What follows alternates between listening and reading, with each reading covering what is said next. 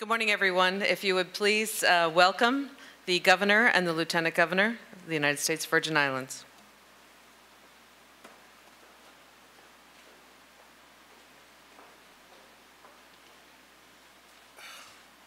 Good morning.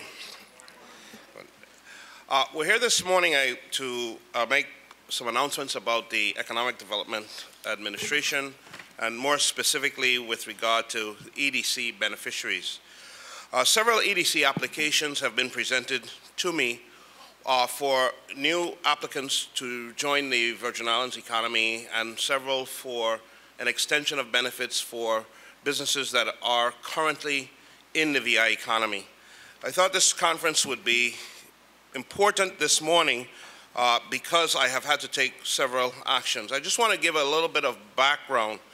On October 2014, the legislature passed, and Governor DeYoung then signed into law, which became Act 7651, to amend the EDC beneficiary program. And in that act, essentially what was done, the legislature removed any provisions to allow the EDC to do a sliding scale of benefits for beneficiaries in the territory. In effect, what the legislature said was you either grant 100% of tax exemptions or no tax exemptions. So the ability of an entity who have been enjoying benefits for decades in the territory, we are either constrained to give them full benefits or no benefits. I am going to be speaking with a few of the senators later to try to have that law corrected.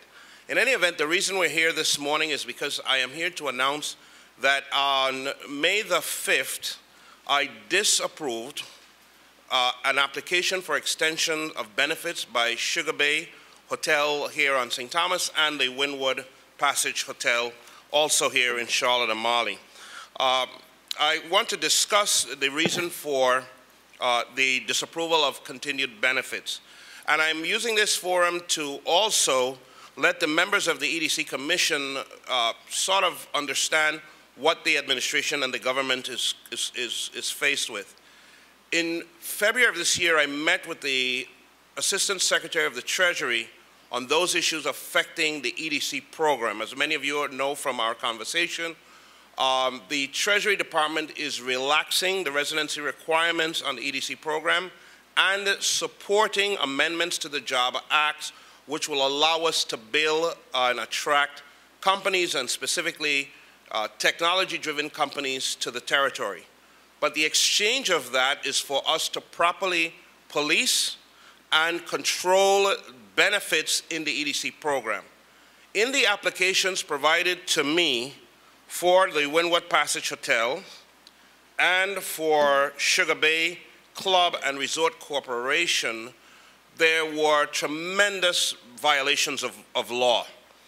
And I don't want to get into the specific of each hotel, but I certainly would like to discuss what was found in the applications of both of these entities.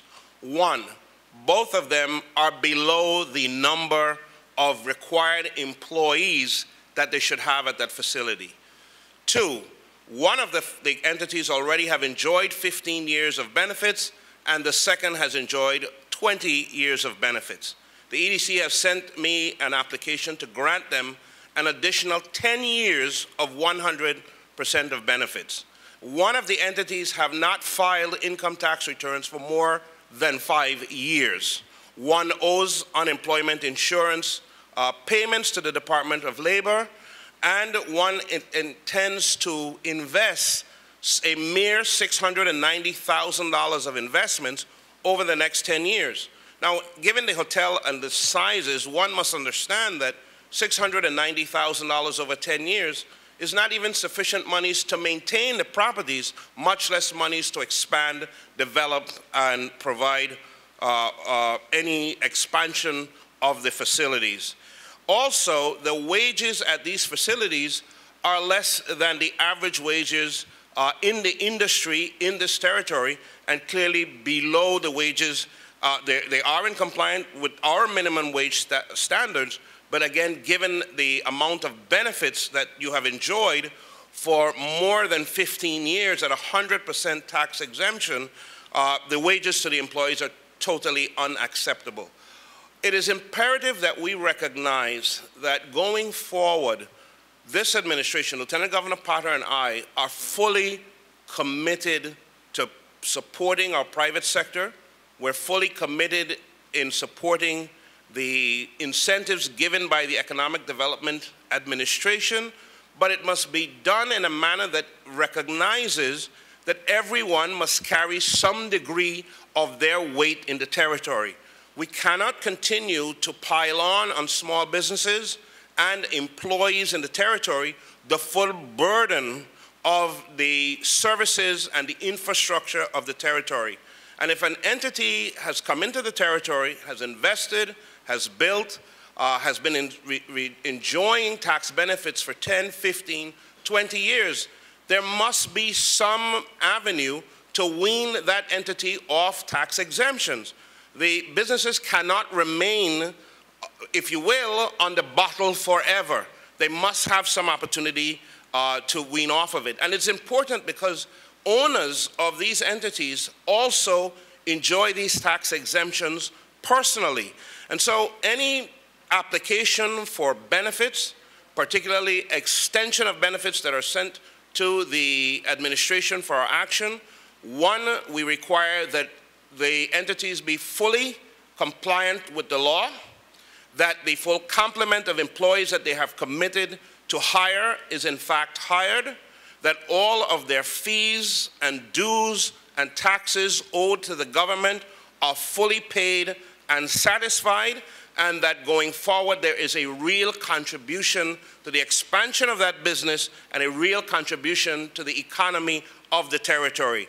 It is only under these conditions that we would even consider any grant of benefits.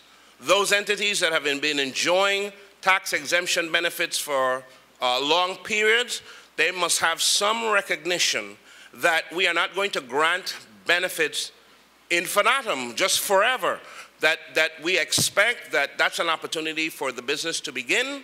Yes, it provides, we look for larger scale employment, but that at the end of the day, that business is able to pay off its mortgages, pay off a lot of its startup costs, and be able to share in the cost of providing services and infrastructure to the territory.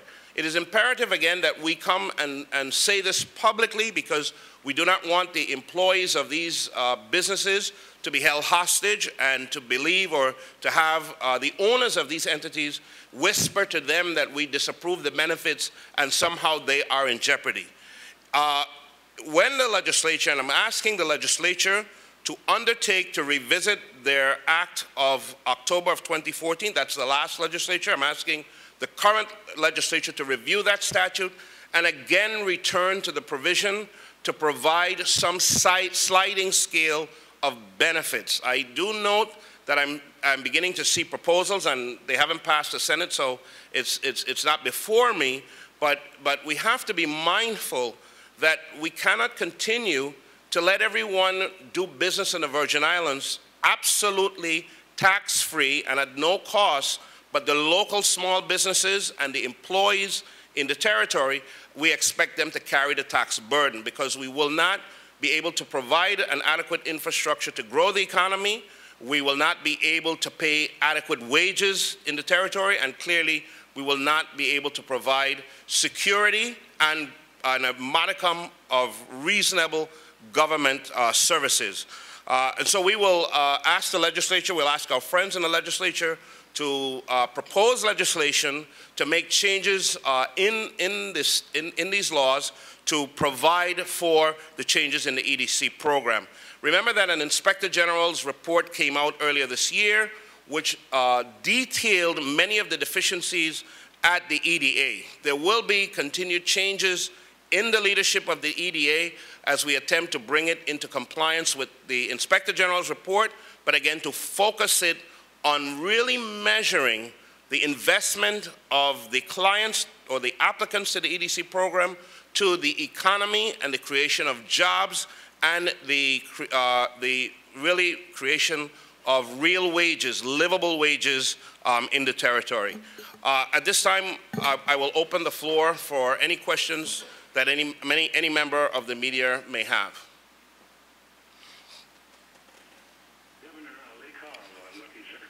Yes, Lee.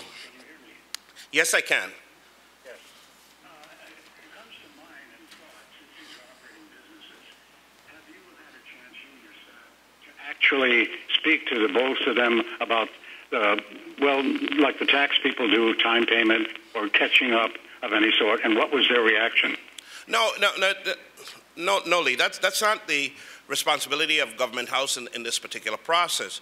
The law, the attorneys for these entities know that the EDC law requires that they be fully compliant for the grant of benefits. Now, if the attorneys and the EDA folks didn't do what they were supposed to do, passed on the application process to me, detailed these deficiencies in the statute, then it's left to me as the chief executive to say it doesn't matter. It does matter. And what we're saying, what this administration, what Lieutenant Governor Potter and I are trying to say to the community, the reason we have laws is because we're attempting to create fair, level playing fields for the conduct of trade and the economy in the territory. If we now permit folks to make promises to the people of the Virgin Islands, I'm going to hire a mere 65 people, but in the conduct of their business, they hire less than that, and we reward them with an extension of benefits. They fail to file their tax returns, and we reward them with an extension of benefits. They fail to pay their unemployment insurance, but when they lay off employees, the government must meet its obligation to give them unemployment benefits, and we reward them with an extension of benefits for which that tax exemption reaches into the dividends and the pockets and the profits of the owners. Why are they encouraged to change their behavior and do any better? And so we must ask ourselves whether this program is real and that the contract between the people of the Virgin Islands and these companies are real, and so we do our part, and during the tenure of the contract, we give the tax exemptions, no property taxes, no excise taxes, no custom duties, 90% abatement on their federal income tax obligations to the Treasury. And then at the end of that period, we recognize they have not done what they were obligated to do, and we simply reward them by giving them 5 or 10 more years of benefits. How is life in the territory going to improve? Are there any other questions?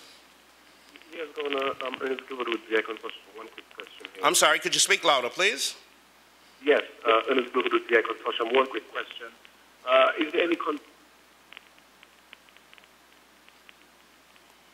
that question is not coming through. Okay. Are there any other questions? Barring none, I just want to end by again expressing the sympathy of the administration on the violent crime that we experienced post-Carnival across the territory, even for our local residents. Notwithstanding what the gentlemen may have been involved in and notwithstanding their criminal histories, the pain of losing a loved one in a family is hard in any family, and so we want folks to understand and acknowledge that we are aware of that. We again are putting a very significant and aggressive strategy to deal with these issues with gun violence in the territory and deal with it in a very significant way. Thank you very much for attending and carrying the press conference on our behalf. Have a good day.